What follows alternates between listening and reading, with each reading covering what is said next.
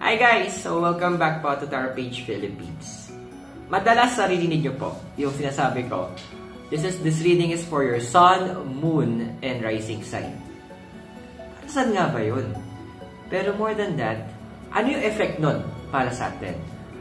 Now, bago natin and paano na siya makukuha, di ba? So, before natin yung sagutin, yung paano makukuha, let's first discuss just a brief introduction kung ano ba itong mga to. So, pag sinabing sun sign, ito yung ibig sabihin nito is ito yung araw ng kung anong araw ka pinanganak, nasaan yung araw noon nung panahon na pinanganak ka. So, let's say you were born on November 4. So, yung araw nasa constellation ng Scorpio. Scorpion. So, you are under the zodiac sign Scorpio. So, that's a normal thing. So, yung sun kasi, it represents ito yung goals in life natin, yung identity natin, kung sino tayo as in totality. Ito rin yung willpower natin, ito rin yung ating vitality. Kumbaga, ito yung energies natin. Ngayon, yung next natin dito is moon. Nasa naman yung moon nung oras sa pinanganak ka? So, what does it represents? Ibig sabihin nito, kung nasa zodiac sign yung moon, yun yung emotions mo. Yun yung inner na ikaw. So, sabihin natin, me, I am a sun in Scorpio. Pero yung panahon na pinanganak ako, yung moon is nasa Aries. So, yung emotions ko is more of an Aries.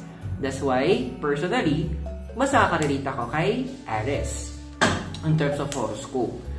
So, ano ba yung rising? So, rising or sa tinatawag ng iba, ascendant sign, ito yung kung nasaan naman nagra-rise or nagsa-sunrise yung mga panahon. Anong zodiac sign? So, ito naman yung first impression ng mga tao sa atin.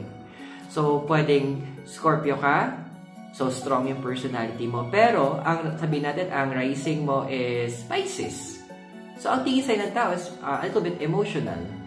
So, magkakatalo-talo na tayo. So, those are what we call as the big three.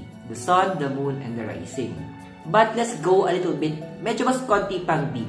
Kasi may iba pang mga planets eh. So, sunod natin planet is the Mercury. Si Mercury naman, ito naman yung paano ka makipag-communicate. Paano ka mag-isip. Ano yung mga interest mo sa buhay. So, si Venus naman, ito naman yung mga values mo, mga pinanghahawakan mo, mga paniniwala mo. Andito rin yung paano ka makipagrelasyon. And andito din yung ano yung mga preferences mo. Pwedeng sa buhay, pwedeng sa karelasyon, or sa iba't ibang mga aspeto. Sunod naman nito is si Mars. So, ito yung energy mo, ito yung action mo. Ito yung yung passions mo.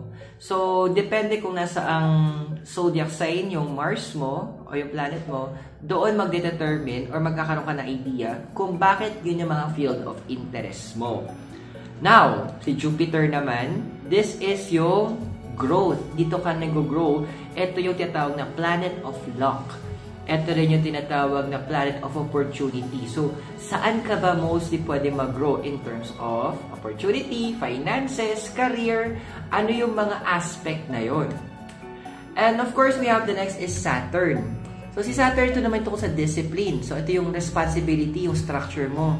Kumbaga, ito yung areas ng buhay mo na kailangan mo medyo paghirapan pa o bigyan ng attention kasi dito ka kailangang mag-grow sa buhay mo. Of course, meron tayong Uranus. So, ito yung about innovations. Ito yung about yung changes na ina-apply mo sa life mo. Neptune is about your spirituality and imagination. Habang si Pluto naman, ito na yung transformation. Ito na yung rebirth mo. Ito na yung pwede mang pagbabago mo. Pero on top of that, meron pa tayo at least tatlo na i-consider. Yung si North, si South, and nodes, and midheaven. So, pag sinabing North Node, ito yung direction na dapat mo puntahan. Kaya madalas, di ba, hindi natin alam kung ano yung dapat para sa atin, pwedeng sa career natin, anong purpose natin sa life. Kasi nakakonect to sa North Node mo.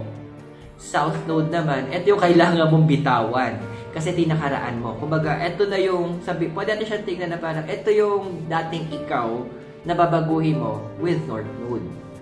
Ang midheaven, yung last, is ito yung personal, ito na yung tingin sa'yo ng mga in public. Hindi na siya first impression. Kumbaga, pag pumasok ka sa isang kwarto na maraming tao, ano yung tingin sa'yo as a person? Ito rin yung career path na pwede mo, andito na sinasabi din dito, ano yung career path na pwede mong tahakin. So those are the, in a nutshell, o in a brief description, yun yung mga ibig sabihin ng planets. Now, paano ba natin malalaman yun? So, kailangan mo ng actually apat pala. Kailangan mo ng 4 na bagay para malaman mo kung saan naka-posisyon yung bawat planets nung panahon na pinanganak ka. Of course, una, yung date of birth mo.